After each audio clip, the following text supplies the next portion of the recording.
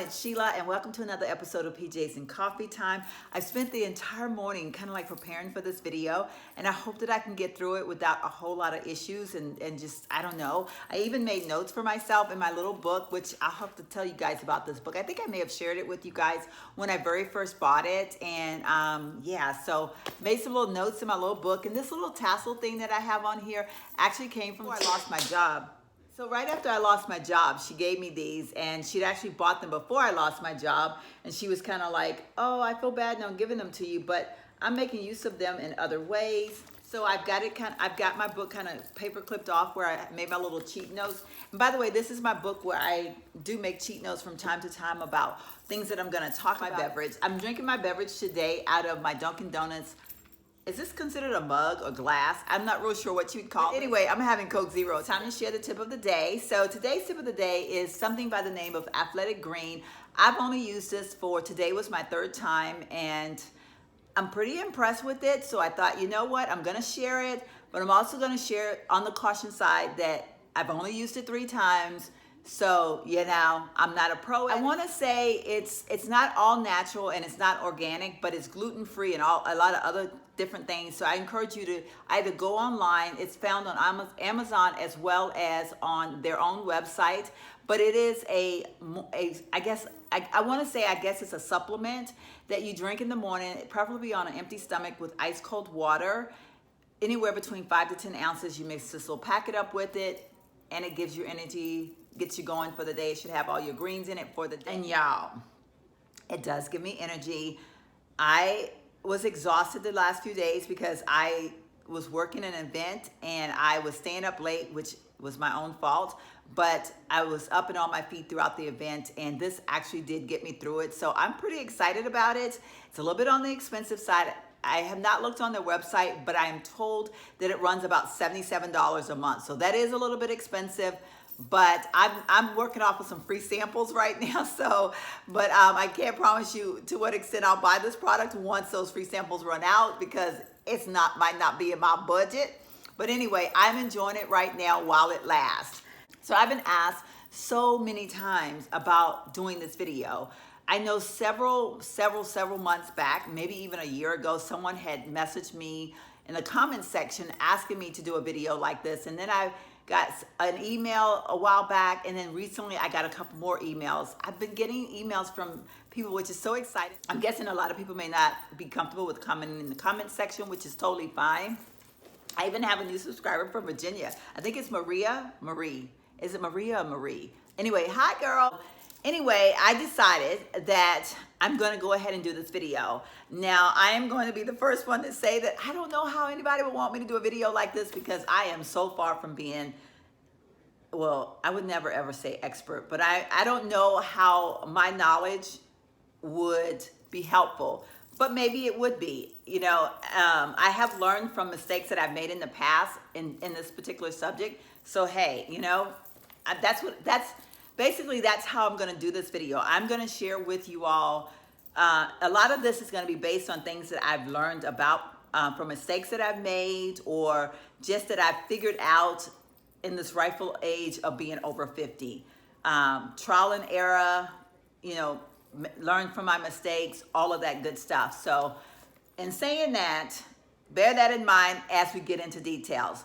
So I guess you can tell already by the topic of the video what we're going to be talking about.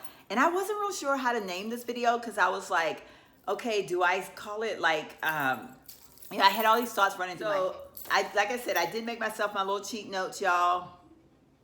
So you might see me looking down from time to time, because I'm trying to do this without forgetting or leaving out anything. And because I really don't know, you know, like I'm a little bit concerned about my knowledge in this field.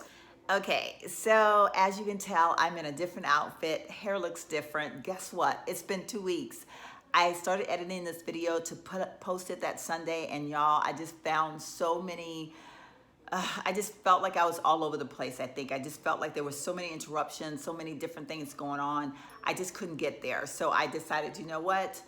I'm only going to save the first part of the video, and then I'm going to redo the rest of the video. And here it is 2 weeks later, and I am just now getting a chance to do the video.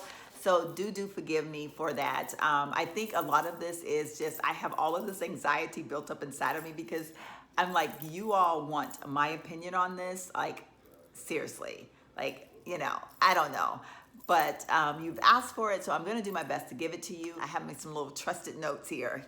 So yeah, so anyway,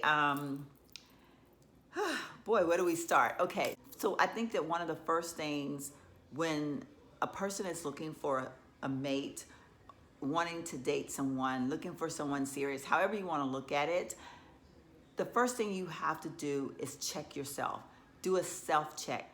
Ask yourself some really harsh questions about yourself, because one thing for sure is you cannot be prepared to go into a relationship unless you know where you are, have an understanding of who you are as a person, and understand what it is out of life that you want.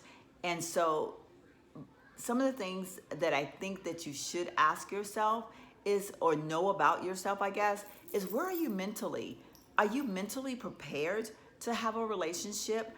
And that's one of those questions that I really feel that is a very personalized question.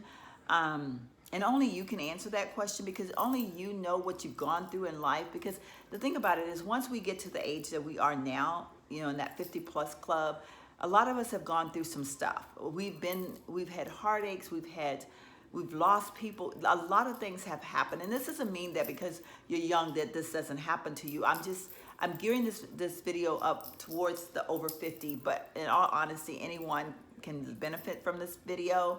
But because most of you all that asked me to share was because you were talking about getting back into the dating scene and how hard it is to find someone and so forth. So that's why I'm kind of talking more so towards the 50+ people. But again, this could be useful for any age group.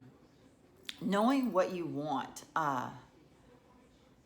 knowing what it is that you want in a man. Do you even know what you want in a man? Those two questions are crucial. Sometimes we can hang out with our girlfriends or our guy friends, and we can spout out a lot of stuff based on things that we've seen on TV, based on, you know, things that other friends have gone through. But the question is, what do you want in a man? Don't compare yourself to anybody. You might have to just say, you know what, I'm not even sure what I want in a man. You might be a little bit confused because there is so much out there. But these are things that you have to ask yourself first before you can go into that market of trying to find someone to date or someone to call your own. Now, being over 50, and again, I preface this by saying it doesn't necessarily mean that if you're under 50, this won't apply to you. But again, over 50, some of us have, because of all the things that we've gone through to get us to where we are at 50+ years, we've gone through some stuff and we hold a lot of baggage. And so sometimes we create in our minds that this person that we're looking for have to be perfect. He has to be the perfect everything. He has to look perfect, walk perfect, talk perfect, have the perfect job, have the perfect amount of money. You know, everything has to be perfect. Newsflash, are you perfect? Because I think sometimes we ask for way more than what is possible, because we're not even in that form ourselves. We're not perfect. We can't look for a perfect soulmate. But what we can do is look for someone that you can work with. And some of us will say, oh, but he's just set in his ways, or but she's set in her ways, and I can't handle that. Some things you can work with. You just got to be willing to say, I'm not perfect. I might be set in my ways. I might have my own little set of issues. Let's see if we can't work these things out together. Don't be so quick to put up the stop sign and turn and walk in the other direction. You really have to look things over and really see where you are. Now, I'm not saying that you have to put up with a whole bunch of chaoticness and craziness, because no. But I'm just saying you do have to give it a fair fair shot. So now you're ready to hit the ground running. You figured it out. You know exactly. You done your self-check. You're like, this is where I am. This is what I want. I'm ready for this. So now again, these are my opinion. This is based on my opinion. This is based on things that I've gone through in my 50 years.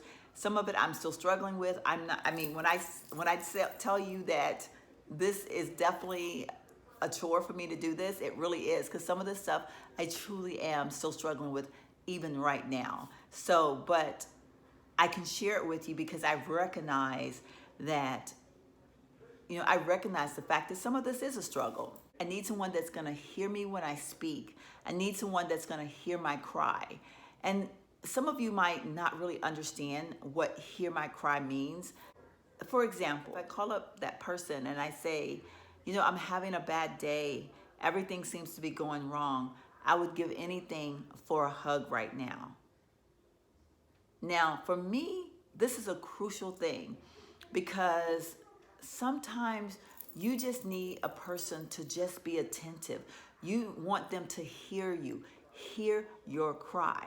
Now, my cry just then was I need a hug. So when I walk in the door or get to that person's presence, the very first thing that he needs to do is put his arms around me, ask me no questions, give me no statements, and just hold. That would mean the world to me.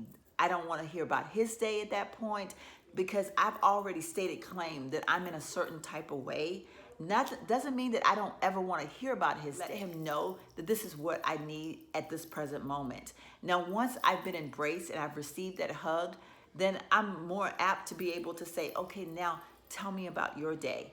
But if I say I need that hug, then that's the first thing that he needs to do when he come in my presence. So another thing is the person financially ready for a relationship? Now, being financially ready for a relationship and just looking for someone to take care of you, pay your way, is two different things.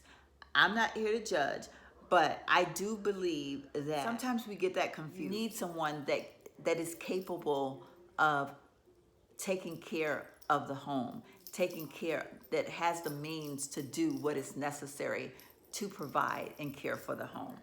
So the next thing I want to talk about is faith, spiritual being. Are you guys equally yoked? Are you able to share the common factor of your belief? That is such an important thing in a relationship because sometimes I think people don't really talk about that, and then when they're faced with it, it can cause a few problems. This one's so tough, y'all. It's so hard. I don't even know where to start because I know that no matter how I say this could totally come out wrong. Because again, I know I'm very defensive about my child, and as we all should be. And so it's such a delicate situation, but it's definitely one that you have to have that conversation about. Because probably at 50 plus, you both have children, and at 50 plus, there's a strong possibility that they could be young adults, but then there is a possibility that they could be still minor children. Now, when I speak of children as being young adults or minor children, I am speaking of the rightful age of 18. And I know some people will say, well, what about the kids that are in college? Okay, so we do compensate. There is that little narrow bridge to say, okay, you have that age group where from 18 to like 21, maybe 22 for the college student.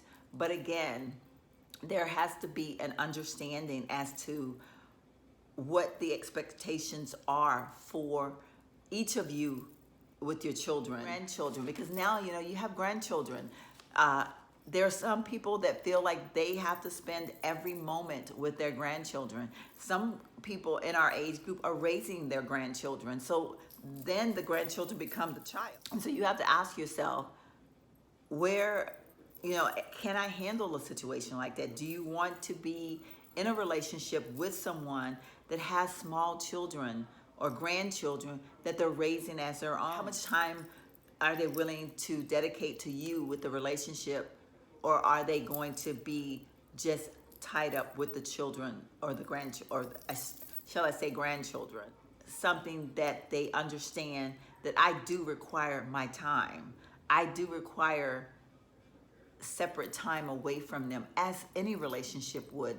I think that especially in the world that we live in now, some of the young adults that we have, the parenting skills that we have now, that the children rule the nest. There should definitely be time away from the children, no matter what age group they are, and especially when they're no longer minor children. There is no reason for you to be bending over backwards and reconstructing and changing your life for a grown child. It just should not be, my opinion.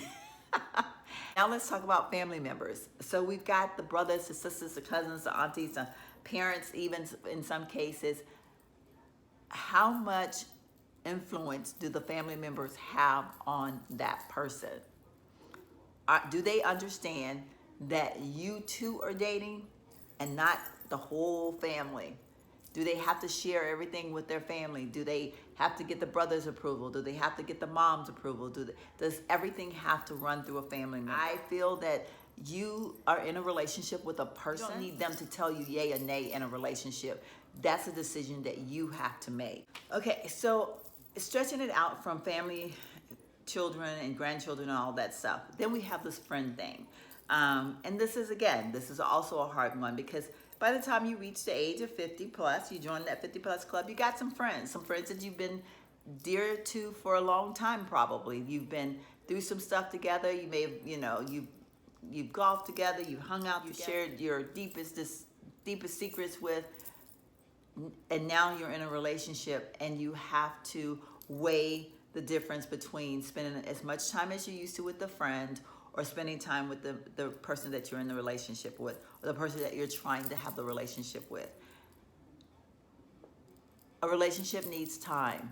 It needs attention. But you also do need your friends. And I'm not saying that you don't, but that person has to understand that when it comes to us, we have to make sure that we have an us, that friends can't override the us in a relationship. There has to definitely be some lines drawn. And the next thing is your likes, your dislikes, such as music, movies, going to plays, going to art shows. What is it that you like versus what is it that he likes? They may or may not be the same, but it has to be a give and take. You've got to be willing to do the things that you like to do, and you've got to be willing to do the things that he likes to do. What is it that you want from the relationship? Some people say they've been through a couple of marriages by this point. They've had their hearts broken. They've been through a lot. They just want someone to spend some time with, to do some things with, but they don't per se want to be all committed and deep down serious and all that stuff. They don't want to see marriage in the picture.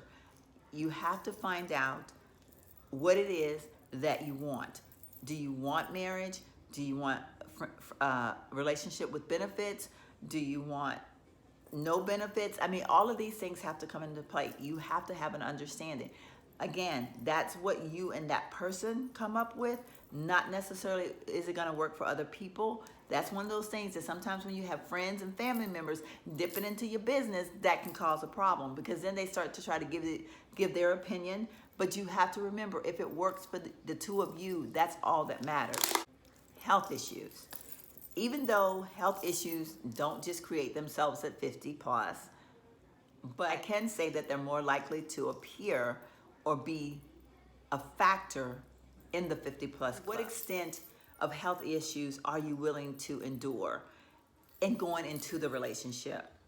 And the reason, and this is one of those things that you do really have to have this conversation, because I will say this, and this may sound harsh, but it is the truth.